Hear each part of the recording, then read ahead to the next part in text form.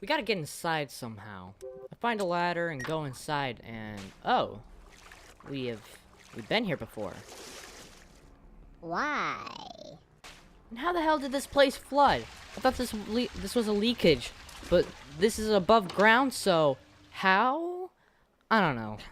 We meet a new enemy named Stranger, but I'm gonna call him Facebook. Will I get claimed if I mention them? These guys try to telepathically harm me. Okay. Anyway, this apartment building is a bit different than last time. There are bars in places where bars weren't before. Wait, did I ever say that before? And again, the sound design is still as beautiful as it was before. Again, I'm on edge just being here.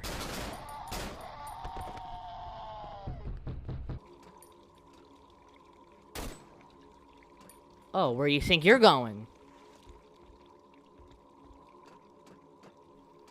Oh, where did he go? Oh no. Don't tell me oh god, don't tell me I have to go in there. Well, I guess I gotta. Oh god, I don't like this. So we descend down this ladder and go down this hallway to hear what seems to be an audio recording of a doctor talking about his patient having hallucinations and not wanting to discuss events prior to an accident. This scene is very reminiscent of Silent Hill 2. I like it. What I don't like is this goddamn room. Here you got this very claustrophobic room with a big enemy in the middle that damages you when you get near it, and 4 fast enemies that relentlessly chase you. Along with, after killing them, 2 more faster hitting enemies will attack you.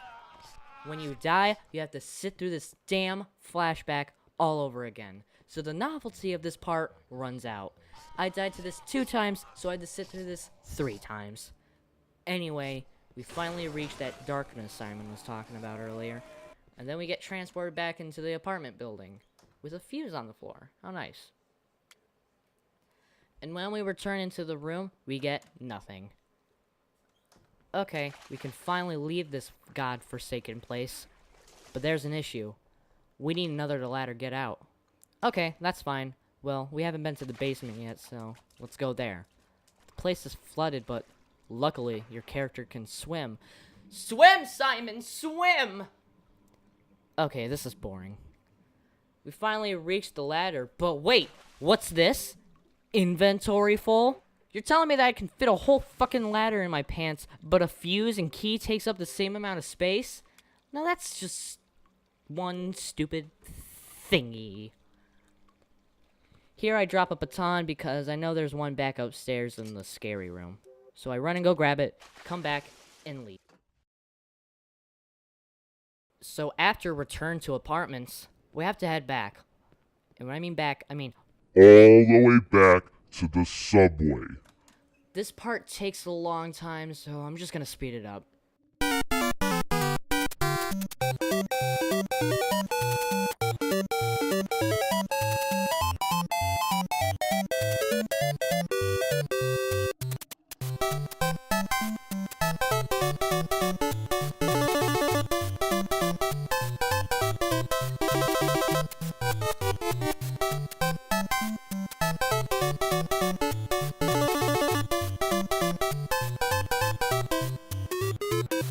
Okay, we finally made it. Now all we gotta do is find another fuse. Now, where do we get one? Oh, well how about we just run all the way back to the first fuse. Take that, run all the way back, and put it here. Yay! Luckily there's a shortcut outside this subway that can take us to where Sophie died. Yeah, remember her? And go back to the first subway. This part is uninteresting, so I will again speed this up.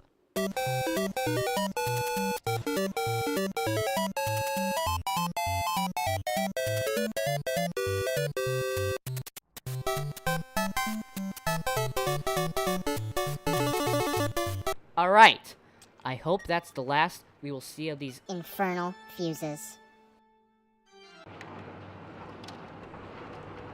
This is a darker version of the regular subway, but nevertheless, it's a straight shot. There's a bunch of suiciders in the area, making it harder since you can't see that far. We finally make it to another train. And, whoa!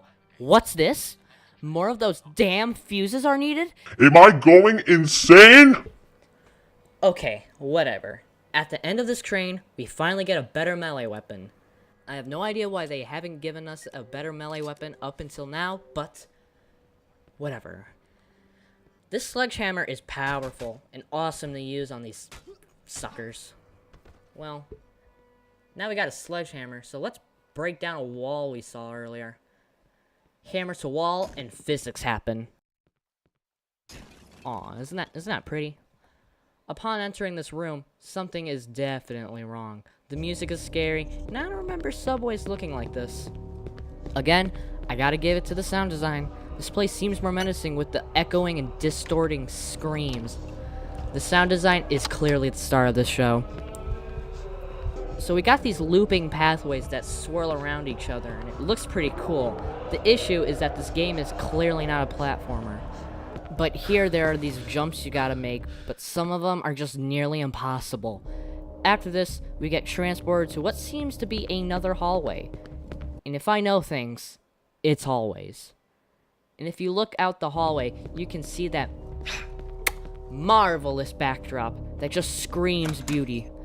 Anyway, we get into this padded room puzzle that has a note that details what could have happened to Simon at the accident.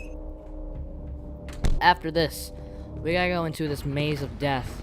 We gotta navigate this maze with all these thingies chasing you. It's kinda actually hard. After nearly escaping, we get a nice flashback to the day Simon got hit by the car. Spinal damage in the accident. It's a miracle he still retains upper body motion. From the waist down, however, there is no nervous response at all. Not to mention the mental trauma he suffered. From what I can tell, Simon is a deeply disturbed individual who had mental problems even prior to the accident. Later I'll talk about the story. Anyway, Simon escapes and we wind up back at the second subway. Is he still there? What the fuck? Wasn't this where I came from? We grab the fuses and we head back through the passage we opened up with the sledgehammer. We put the fuses in and we enjoy ourselves to the fact that we no longer have to deal with these awful creations. We board the subway and all is well.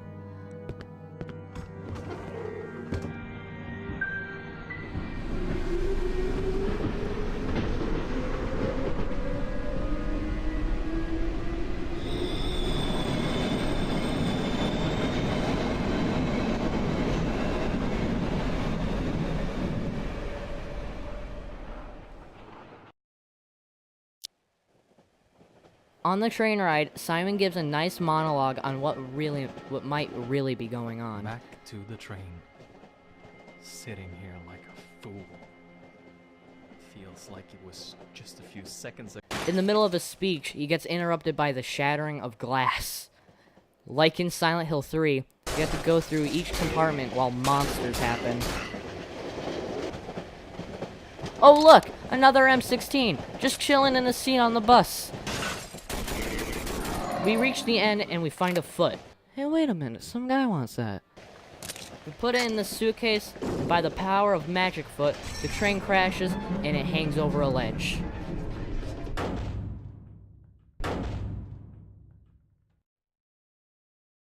Now we gotta climb back up, fast, or else the train falls off. This scene is very tense, and I was hurrying up the train really fast. I think it's the music. Yeah, it's the music really sells it. Phew, that was close then. Oh! What's this? We lost our bag and all of our other items along with it? This game heard me complaining about this bastard of an inventory system and was like, You know what? Eat it, Damien. and it took away Half of it! why? After losing the only thing that made me feel happy, I felt cheated. Luckily, not all is lost since there is a branch and a lantern over yonder. This forest section is made up of mostly open areas with doors that lead to other open areas that lead to others.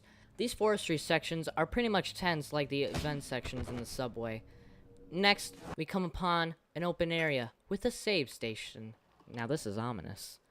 I think something bad is gonna happen. Oh my god, okay, run! Okay, run! Okay, fine. Gotta take this doorknob to a door and put the doorknob in the door in order to open the door. But the real issue is that you gotta do it quickly or else you die. At first, this was scary because you hear the terrifying call and the chainsaw, but then you hear it multiple times, the novelty of it wears off. Anyway, after a few attempts, I finally make it through the damn door. We enter this house with this noise.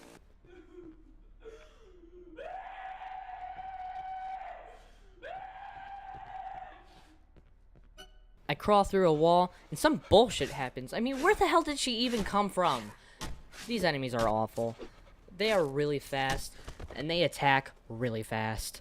Whenever encountering them, they always land a good couple of hits before you can react. When leaving, the exit is blocked by a wooden crate, but the thing over it is very keen on being dropped. Unfortunately, we can't cut the rope, so we gotta find something that can. Now, enter the stupidest puzzle in the history of puzzles. Or something.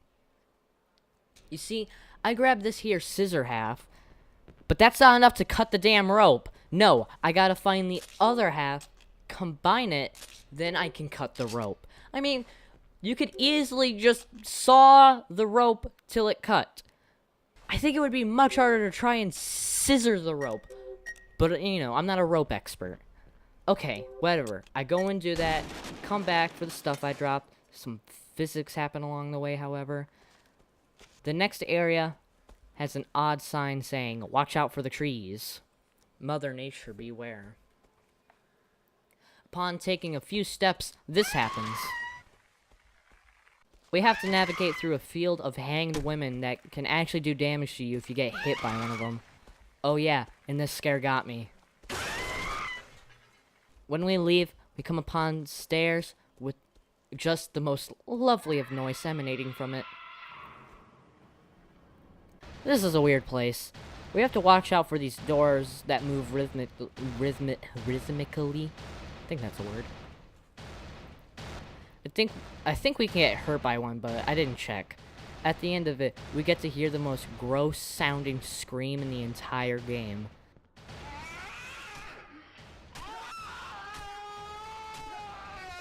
With an enemy with broken legs.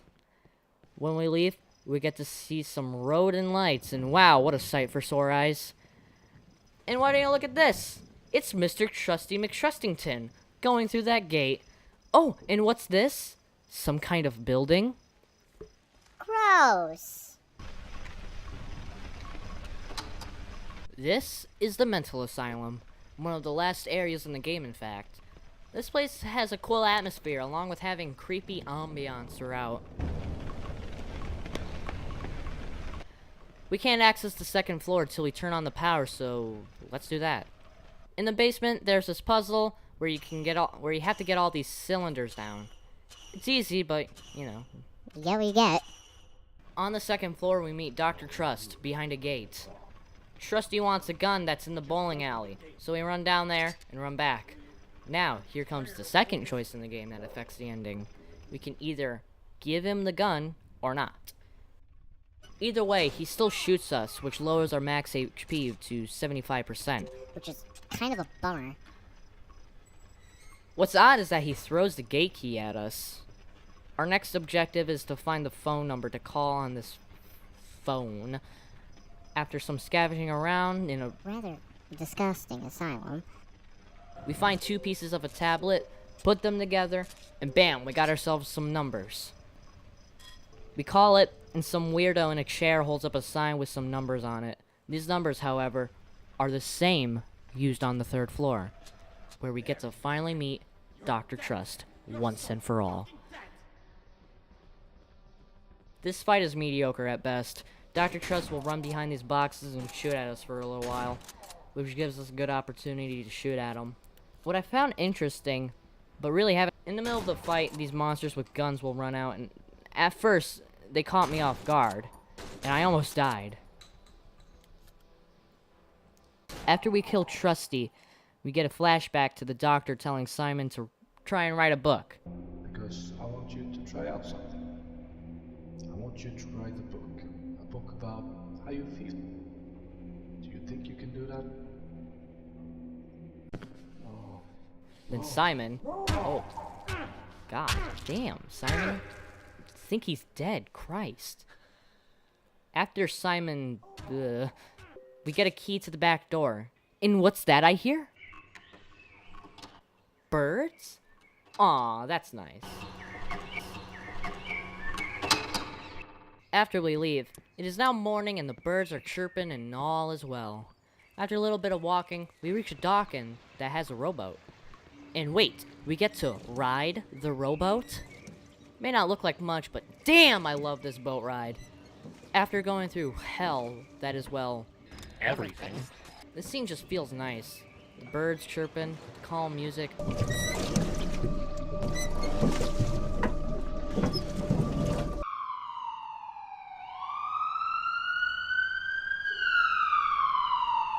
This scene is reminiscent of the boat scene section in Silent Hill 2, but I'd argue that this scene is better. I don't know. It's just something about those damn birds. Anyway, at the other end, we reach another dock and an abandoned house. From here on out, it's just nothing but sunshine and happiness. Okay, what the hell? Well, I guess it's not over yet. After going through really bad swimming section and meeting Chainsaw Man for the last time, we finally get back to Simon's neighborhood. Oddly, this house leads to sewers that so happen to lead to Simon's house. This neighborhood, while calm with birds, unfortunately still has monsters around each corner. It's just not easy being Simon. This section of the game feels lazy because it's like they took every enemy from the game and sprinkled them around the place. Same goes with the weapons, because, again, this M16 is just laying around waiting to be picked up.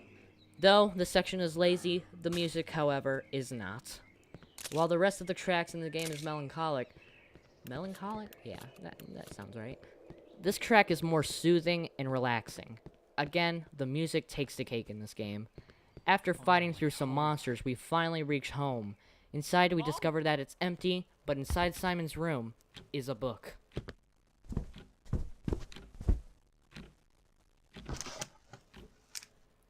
When he picks it up, we get a cutscene of the real Simon finishing the book.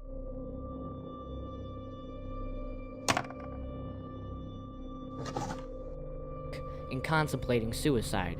Just then, the door opens, and a more gruesome version of Simon appears and just walks away. This is the final fight of the game. You take control of real Simon as you wheel your way across a distorted form of reality. Occasionally, other Simon will pop up trying to shoot at you, and this is your window of opportunity to shoot him back. After killing Simon, we get the fourth and only good ending to the game. In this conclusion, Simon stops himself from committing suicide, but while having a psychosis, he accidentally shoots 2 police officers, making him dead, winding himself in a mental institution for the rest of his life. I have to spend the rest of my life in a mental hospital, where nurses and... While this is a very sad ending, this, however, is the best outcome. The other 3 are just other versions of Simon killing himself. At the very end, you get scored on how well you did. How very Silent Hilly.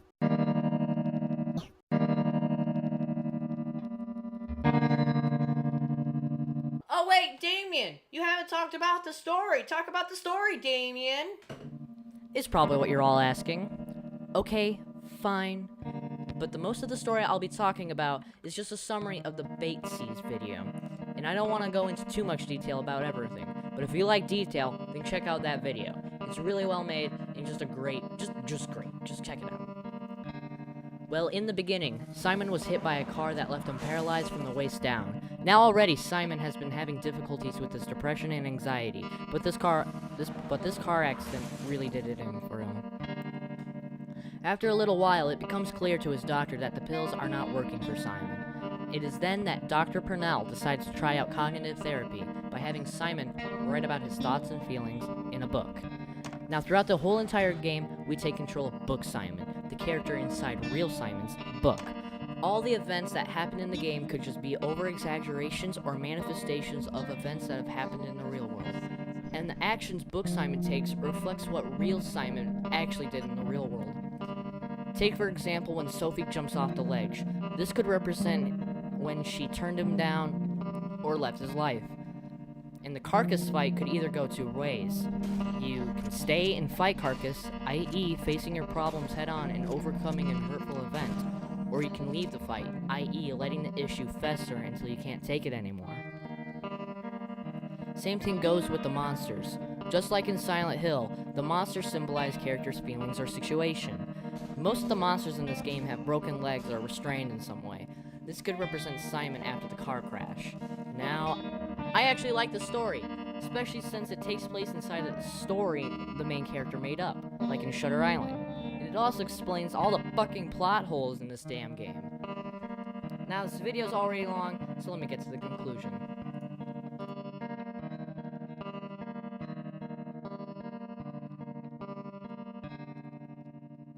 Overall, after playing through it, I don't know how I feel about the game. I mean, the story's great, the sound design's great, but it's mainly held back by all the BS that happens in it, like all the stupid platforming and the damn inventory system. And about halfway through the game, it just starts to diminish in quality, which is kind of a bummer because towards the end, it was starting to get really good again. But anyway, I'd have to say I really liked it. I don't know. Anyway, I hope you enjoyed this video. It took me way longer to make because of the overall length of it. I hope to see you in the next one. Subscribe if you're new. Like, comment, do whatever you want. But, hey, you don't have to. Anyway, I'll see you. Bye.